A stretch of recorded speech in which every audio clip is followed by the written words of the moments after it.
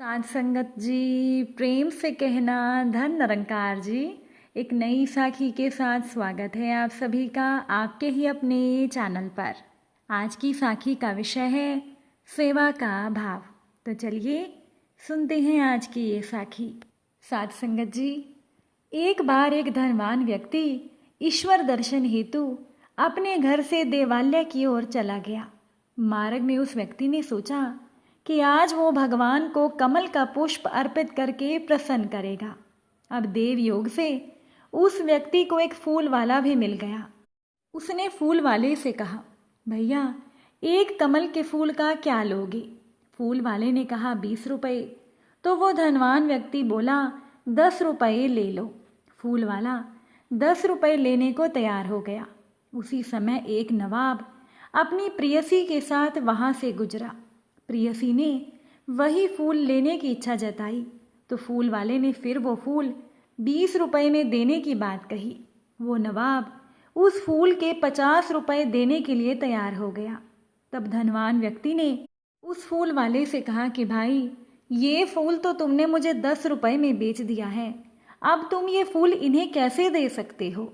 फूल वाले ने कहा कि मैंने अभी तक ये फूल आपको दिया नहीं है, मुझे तो जो इसका ज़्यादा दाम देगा मैं उसी को ही ये फूल दूंगा। तब धनवान व्यक्ति ने कहा, अच्छा मैं इस फूल के आपको 100 रुपये देता हूँ। तब नवाब ने फूल वाले से कहा, मैं आपको इस फूल के 500 रुपये दूंगा, लेकिन ये फूल मुझे चाहिए। तब वो धनवान व्यक्ति नवाब से भी ऊंची कीमत अदा करने की बात कहते हुए फूल वाले को 1000 रुपये देने के लिए तैयार हो गया। लेकिन नवाब कहाँ पीछे हटने वाला था। उसने फूल की बोली 5000 रुपये लगा दी। तब धनवान व्यक्ति ने जोश में आकर 10,000 देने की बात कही। ये सुनते ही वो नवाब अपनी प्रेयसी को लेकर वहाँ से चल दिया और उस धनवान व्यक्ति ने वो फूल 10,000 रुपये में खरीद लिया।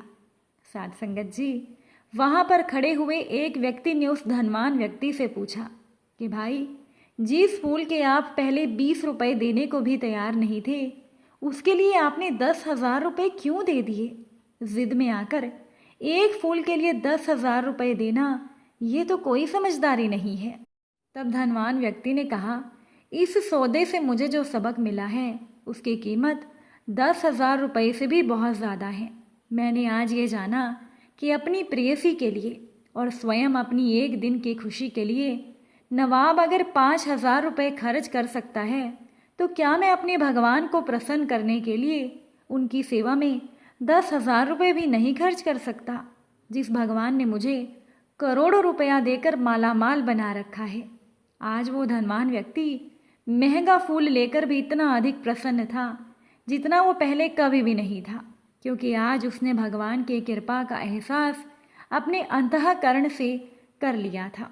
साध संगत जी, कहने का तात्पर्य ये है कि सेवा का भाव मनुष्य को इतना उदार और प्रसन्न चित्त कर देता है कि वो मनुष्य कुछ भी करने के लिए तैयार हो जाता है।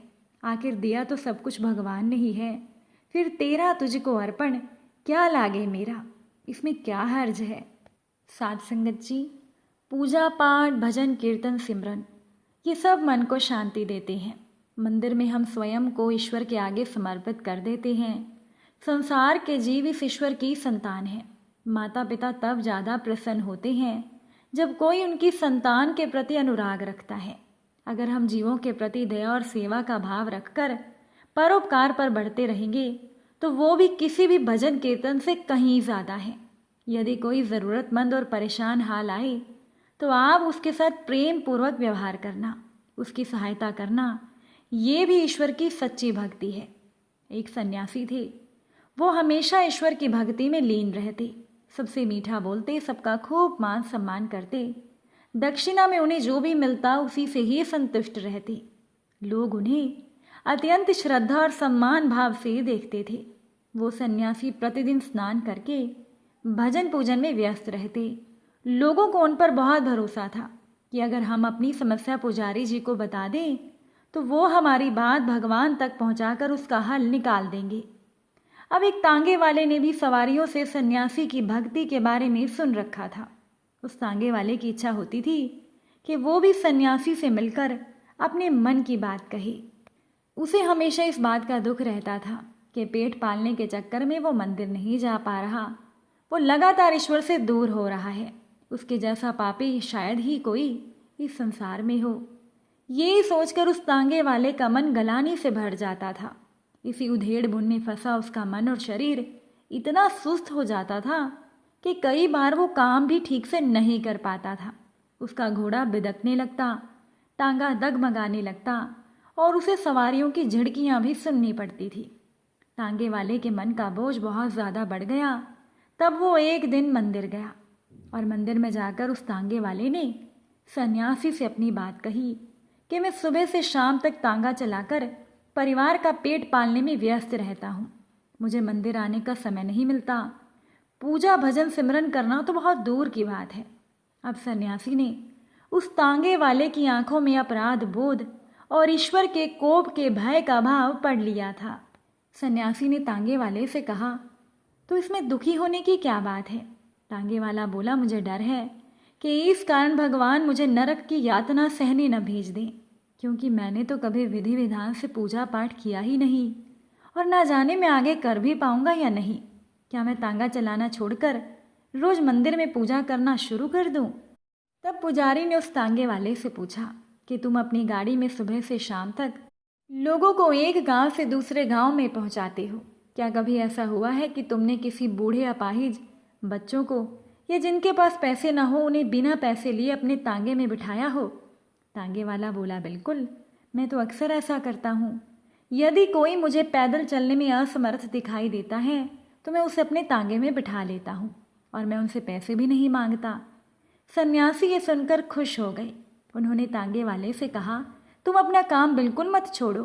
बूढ़ों, अपाहिजों, रोगियों और बच्चों की सेवा करना ही ईश्वर की सच्ची भक्ति है। जिनके मन में करुणा और सेवा की भावना है उनके लिए तो पूरा संसार ही मंदिर समान है।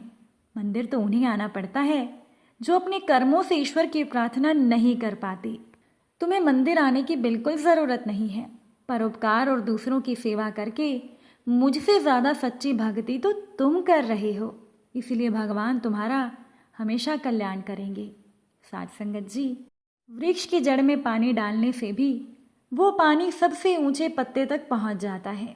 उसी प्रकार से प्रेम पूर्वक की हुई स्तुति परमात्मा तक पहुंच जाती है और परोपकार से बड़ी तो कोई ईश्वर की स्तुति है ही नहीं। जीवों की सेवा इस भाव से करिए कि ये सब प्रभु के यहाँ बही खाते में लिखा जा रहा है, ना कि उसके यहाँ जिसकी मैंने सेवा की। क्योंकि सेवा का सही मूल्य तो केवल भगवान ही लगा सकते हैं, इंसान नहीं लगा सकता। अगर आज की ये साखी आपको अच्छी लगी हो तो इसे शेयर ज़रूर कीजिएगा। आप सभी से फिर मुलाकात होगी नई साखी और नए विचारों के साथ। साथ संगत जी, प्यार से कहना, धन निरंकार जी।